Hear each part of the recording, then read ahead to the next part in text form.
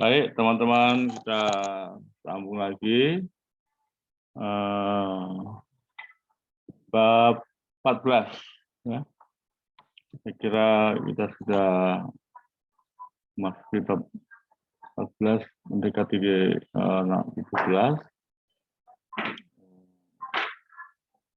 Oke, kita akan bahas tentang fuel oil consumption. Kalau kapal sebesar ini kira-kira berapa nih pemakaiannya ini? Sambil gambar Stena Superior ya. Kira satu hari bisa ya saya bayangkan 100 ton ya perharinya. Baik, teman-teman, ini sudah masuk recording.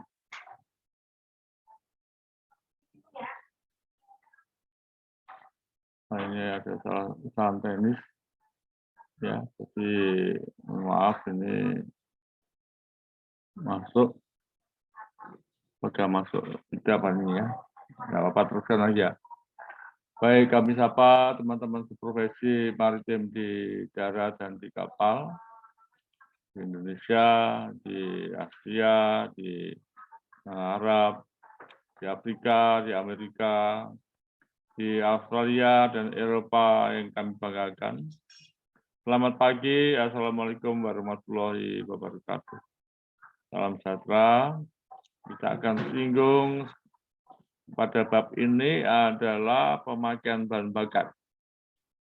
Nah, cukup menarik ya, karena memang dalam perawatan dan perbaikan itu tetap mengatur kepada pemakaian bahan bakar. Ya, coba teman-teman yang di kapal supaya mengingat bahwa pemakaian bahan bakar itu dari hasil seminar American Brow Shipping yang pernah saya ikuti tahun 2002 atau 2012,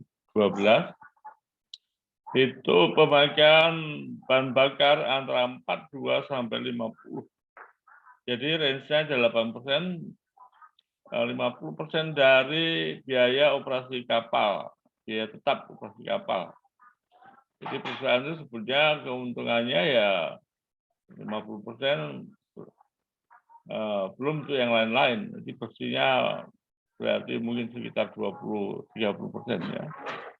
Bagaimana untuk mengembalikan modal yang sudah ditanam di kapal. Baik, ini ilmu manajemen, juga ilmu ekonomi yang harus kita pelajari ya. Bahan bakar motor penggerak utama, fuel oil consumption, chemical, fuel oil kita kenal, terus MFO untuk main engine. Coba kita lihat isinya apa. Ini yang tertuang dalam buku buku perawatan dan perbaikan. Sekilas info nanti setelah bab ke-16, bab ke-17 akan kita bahas tentang kondisi-kondisi emergency. Bahkan nanti juga akan kita bahas kondisi-kondisi material yang disuplai tidak genuine ya, tidak baru. Genuine tapi tidak baru, yang mengakibatkan pemakaian bahan bakar meningkat.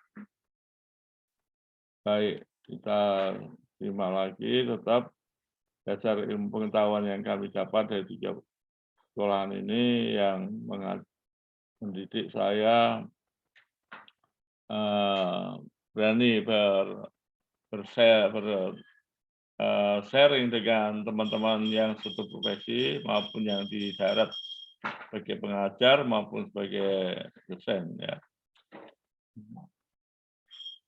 Penulis sengaja memasukkan pemahaman dan perawatan bahan bakar minyak ke dalam modul ini dikarenakan begitu sangat pentingnya pengaruh BBM terhadap kinerja dan performa motor diesel penggerak utama. Jelas ya.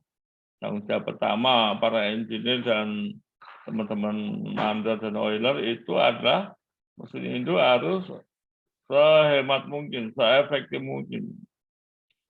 Bahan bakar minyak yang dipergunakan pada kapal niaga untuk ukuran besar di atas 10.000 kubik, ya umumnya selain menggunakan bahan BBM industri, diesel oil, juga MFO ya, atau minyak berat, di mana pada waktu kapal mau start masih pakai minyak ringan dulu, marine diesel oil atau pakai gas oil atau solar.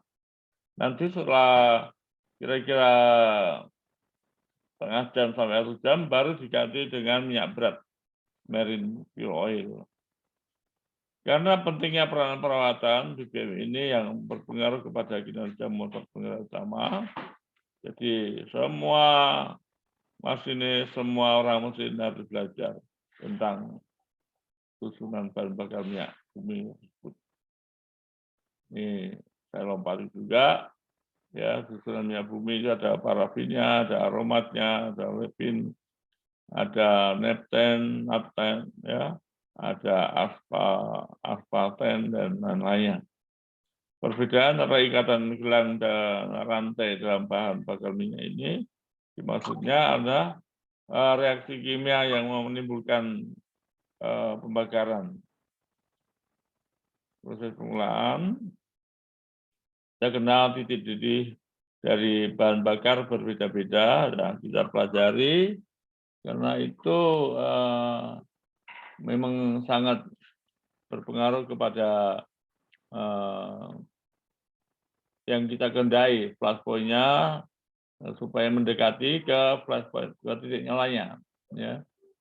Nah, tapi sebelumnya kita kenali semua unsur daripada bahan bakar ya. Ini sayang suruh kemas. Ya. Kalau ada bensin kita nggak bahas bensin ya, karena bensin punya suhu panas yang beda ya. Cepat. Saya lompati saja. Ini pemanasan pada bahan bakar solar. Ya tentu solar nggak perlu dipanasi, nggak apa-apa. Bila ketiga jenis bahan bakar tadi ada yang ringan sekali. Yang penting kita tahu titik nyala bahan bakar dan perawatan, karena ini buku perawatan, jadi merawat bahan bakar dari berbagai jenis. Ya. Misalnya ada bahan bakar yang umum di darat, gas minyak bumi, tetapi kalau bensin di kapal tidak diperkenankan ya. Nah, jadi tidak kita bahas. Oleh karena itu ini sumber bahan yang mudah terbakar. Misalnya ada kapal-kapal penumpang, ada motor-motor, diesel, ada sepeda motor, bensin netes, nah itu juga sumber. Karena dia mempunyai titik nyala yang rendah. Ya. Jadi hati-hatilah untuk menangkap. Ini penguapannya tepat ya, pada suhu 50 derajat sudah bisa menguap. Ya. Saya lompati saja ya, tapi bisa dilihat di tabel ini di mana kondisi berat jenisnya semakin ringan juga semakin mudah menyala. Cara pemecahan bahan bakar bensin ringan, bensin berat masih ya tulis harusnya udah enggak ya. Tapi karena ini pengetahuan ya ditulis untuk membedakan bahan bakar yang berat dan ringan dan sangat ringan. Ini terpasang mesin untuk mesin kapal-kapal kecil, takbut-takbut, dibandingkan kapal besar. Yang paling signifikan adalah pemakaian bahan bakarnya. Kalau ditakbut-takbut, barangkali satu hari 300 liter, kapal besar ini bisa 30 ton. Ya. Jadi jelas pemakaian bahan bakar itu menjadi perhatian pemilik kapal. Jadi oleh karena itu bagi kru kapal, terutama bagian mesin, harus mengupayakan supaya pemakaian bahan bakar yang secara kontinu tidak boros ya, tidak meluas. Baik unsur kimia ini juga pengetahuan dan bahan bakar ya. Bahan bakar dengan ikatan siklis atau aspal. Berat jenisnya lebih besar, anti knock ya, lebih besar karbon daripada hidrogennya, nilai kalori lebih rendah, lebih stabil dan kokoh, formula empiris dan seterusnya. Bahan bakar dengan ikatan rantai ya, parafin. Ini kita anggap pengetahuan saja. Aduh. Baik ya. Yang umum dipakai di atas kapal ada dua jenis ini. Bahan bakar fuel oil dan bahan bakar IGO ya. Ini untuk bahan bakar berat ya ada beberapa macam, ada marine fuel oil, ada light fuel oil, ada high fuel oil, HPAFO ya. Dan tentu disesuaikan dengan kebutuhan dan ada yang tingkatannya dilihat dari kemurahan, bahan bakar itu murah, tapi harus dirawat dengan baik ya, supaya dia di separator dan campuran kimianya juga banyak, akhirnya juga sama saja. Marine diesel fuel atau MDF atau juga MDO itu kurang lebih bersama. Kemudian gas oil, ya ini yang umum di kapal-kapal kecil menggunakan gas oil. Kenapa nggak bisa yang lebih berat?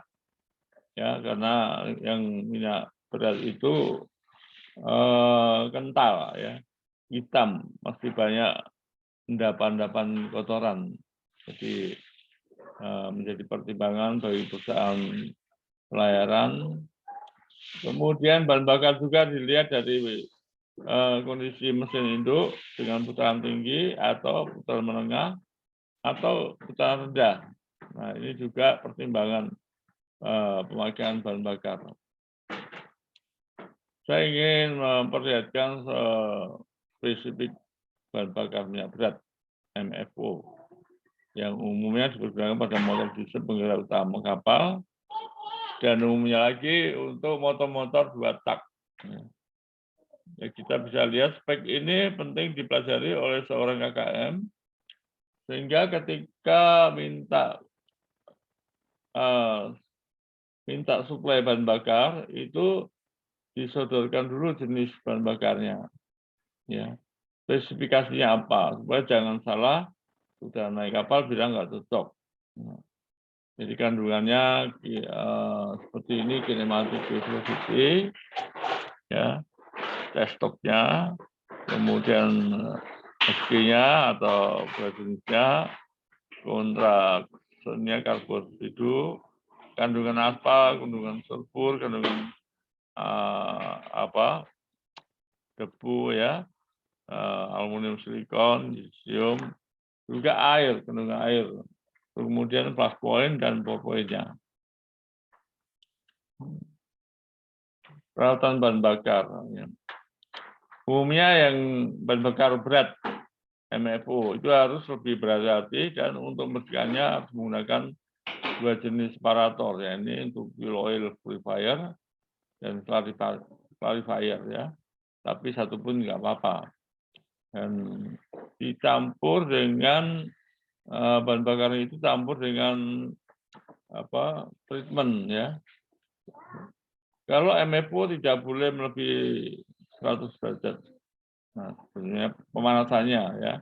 Jadi sebenarnya 150 masih bisa karena ini titik nyalanya 135 derajat Celcius. Jadi kecuali MDO ya.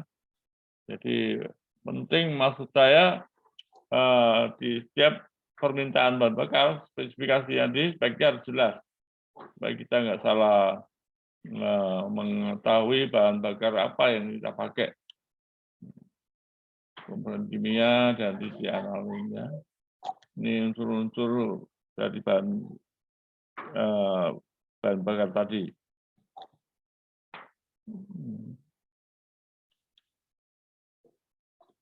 gaya penguapannya.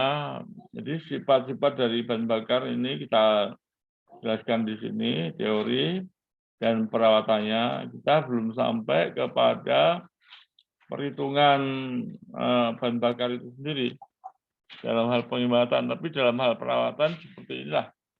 Ya, ada daya penguapan, berat jenis, kekentalan, tipeku, dan yang harus kita pahami. Kandungan aspal, lukas, sabu, dan lain-lainnya bisa dipelajari karena ini teori, tapi nanti ada bahan bakar mengenai perhitungan bagaimana menghemat bahan bakar atau mengurangi pemakaian bahan bakar dengan kecepatan yang sama. Ini adalah pengenalan titik nyala dan titik bakar, kemasan bahan bakar. Menurut peraturan seksi pelayaran sudah ditentukan ya. Ini lagi-lagi ada biro klasifikasi Lloyd ikut berkontribusi di sini. Kadar air ini bisa dilihat juga dengan berbagai macam cara, juga dengan sentrifuge juga boleh, yaitu melihat kandungan airnya berapa persen. Dan garis batas air juga bisa kita pelajari ya. Oke, endapan-endapan di dalam bahan bakar dapat ditentukan dengan cara melarutkan benzol, menyaring bahan bakar. Masih jelas ini belum sampai ke tingkat berikutnya nanti kalau penghematan bahan bakar ya. Ini masih nilai-nilai dari sifat bahan bakar itu sendiri. Jadi kenalilah bahan bakar apa yang kita pakai. Nilai kalor ditentukan analisa elementer dan air ya. Jadi tiap-tiap elemen dua kemudian karbon, jadi sulfur dan lain-lain mempunyai arti bahwa kilokalori yang didapatkan dari sifat bahan bakar yang kita pakai di hidrogen ini akan mengeluarkan 34, karbonnya 8.000, sulfur 2.500.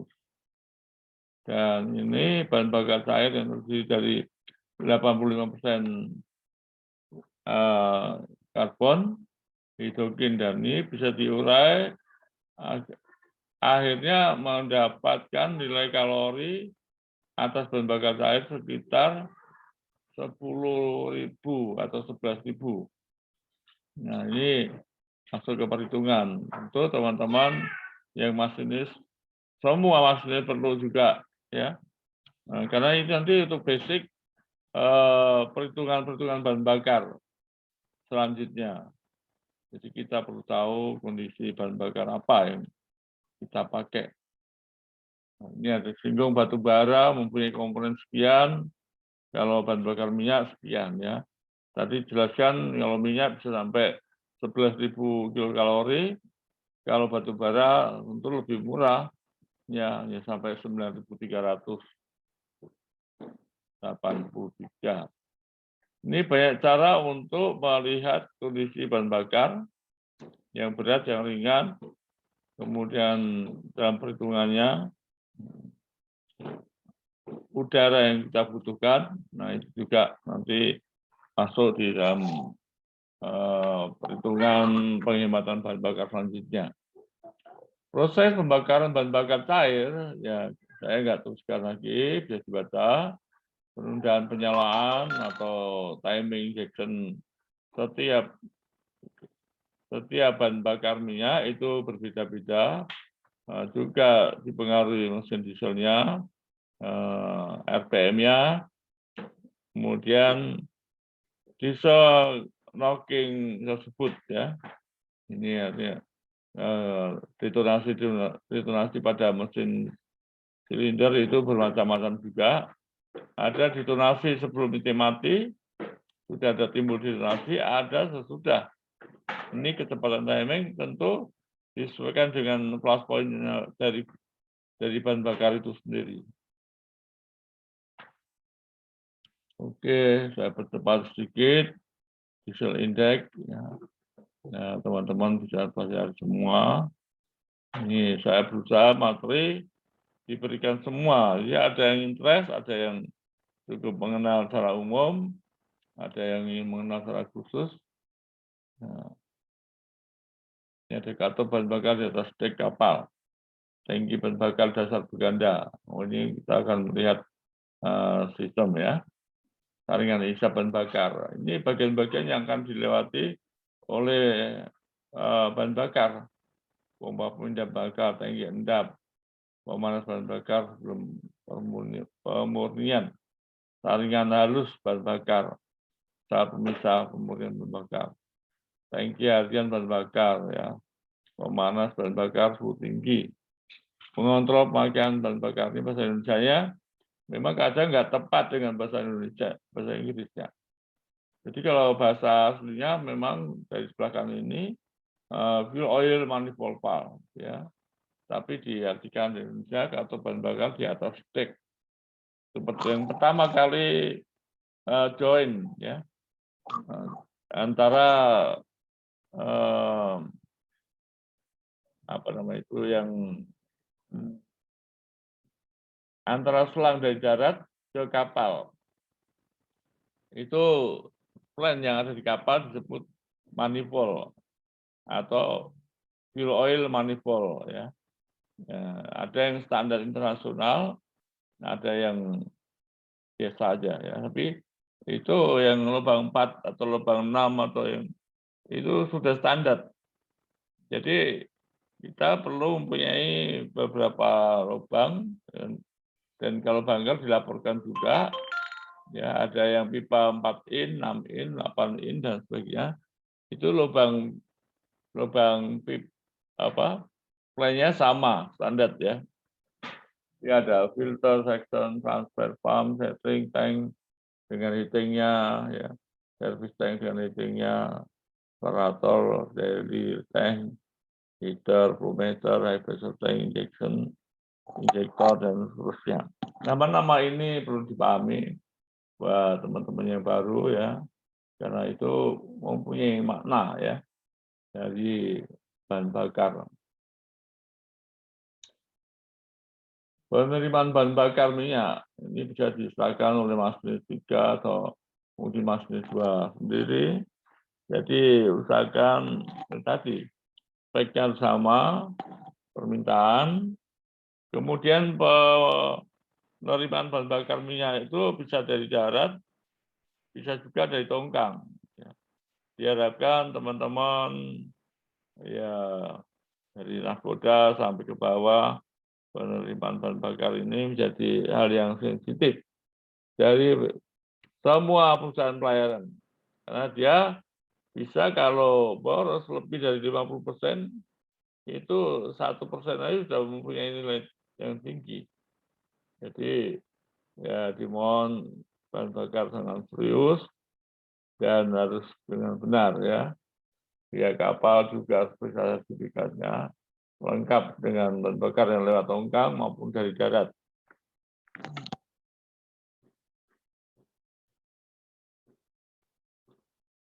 Ini proses pembersihan bahan bakar minyak dengan fuel oil purifier. Tentu kalau pakai minyak tabu-tabu itu pakai minyak solar ya tidak harus punya purifier. Tapi kalau tahu ada, sebaiknya memang ada purifier karena dia bisa memisahkan endapan-endapan kotoran dari minyak, air pun juga bisa, dan akan menghasilkan minyak solar maupun ya minyak ringan semakin bersih. Sehingga saringan udara itu, saringan bahan bakar itu tidak sering ganti ya. Ini khusus untuk Caterpillar, saya juga pernah 2 kali. Jadi saringan bahan bakar macet, sehingga volume yang keluar dari saringan sedikit bisa mati sendiri. Ya, sebetulnya di kapal sudah banyak orang pintar. Untuk ini disebut purifier. Ya, purifier untuk minyak solar, untuk minyak rumah. Kalau yang gede umumnya untuk bahan bakar MFO. Ini ada nostalgia teman KKN yang pernah di kapal sampai umur 65 masih berlayar nih, sahabat. Yang terakhir saya dengar 2 bulan yang lalu sudah almarhum. Jadi apapun usaha kita, ujung-ujungnya juga almarhum. Diharapkan teman-teman yang mengelola bahan bakar di kapal, ya dengan sungguh-sungguh, jangan ada masalah antara kapal dengan kantor, antara kapal dengan tongkang, antara kapal dengan pelaku-pelaku bunker, ya. Karena itu cairan. Saya boleh mengingatkan sedikit bahwa bahan bakar itu diatur oleh Undang-Undang Nomor 33 ya. Semua hasil bumi di Indonesia yang menyangkut hajat hidup orang banyak itu diatur dan dilindungi oleh Undang-Undang 33 sehingga tidak boleh disimpangkan atau disalahgunakan. Jadi kita lebih baik profesional mengerjakan segala sesuatu pekerjaan di kapal dengan benar ya, sehingga pikiran kita tenang dan bisa bekerja dengan baik ya. Saya pastikan bahwa apabila Anda bekerja dengan sungguh-sungguh, di balik hubungan itu ada rezeki di luar gaji ya. Baik, kita lanjutkan lagi. Oh ya, sudah sampai sini. Modul 14 singkat. Jadi kesimpulannya untuk bahan bakar tadi pengetahuannya tentang perhitungannya yang lebih teliti itu ada di buku modul motor diesel penggerak utama, yaitu bedah buku yang kedua yang kita jalankan bulan yang lalu. Di situ ada perhitungan-perhitungan bahan bakar berbanding dengan udara ya.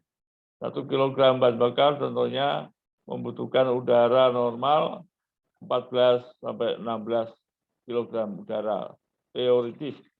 Praktisnya dikalikan faktor udara yaitu kemampuan turbocas terhadap hasilnya yang digendong itu blower turbocas dan intercooler. Jadi kalau turbocasnya dengan blowernya bagus, intercooler itu juga bersih, outputnya disebut udara bilas. Kalau udara bilas lebih dari 1,5 bar, ya sudah lumayan bagus. Jadi kalau sampai 1,8 itu sudah luar biasa. Dan dengan bahan bakar yang sama, yang reknya sama, pemakaian yang sama, dengan posisi udara yang dihasilkan kurang dari 1,5, maka hasilnya putaran mesin lebih rendah, kecepatan kapal berkurang, dan pemakaian bahan bakar untuk jarak tempuh dia akan lebih jauh. Ya.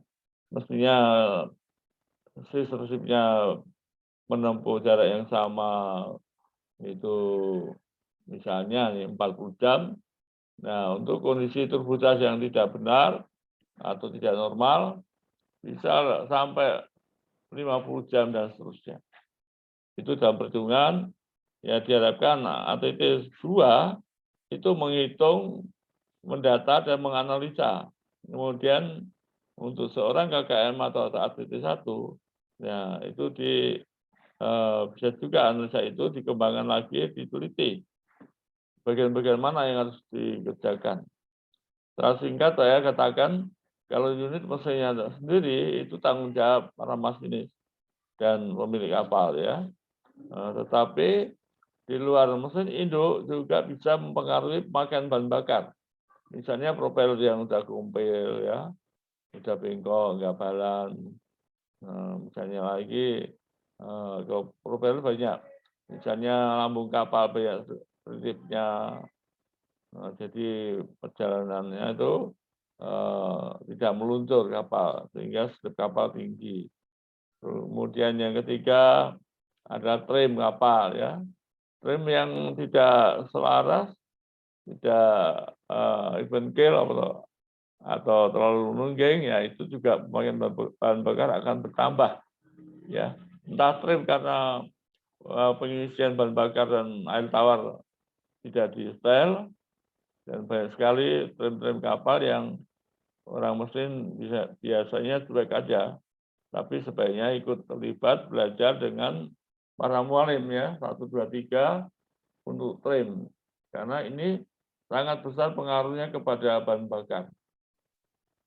Ya, selanjutnya tentu masih banyak mengenai arus, lawan arus, dan dorong arus berbeda pemakaian bahan bakarnya dan seterusnya ya. Kami senang sekali bisa sharing dengan teman-teman. Ya, tolong tekan tombol subscribe supaya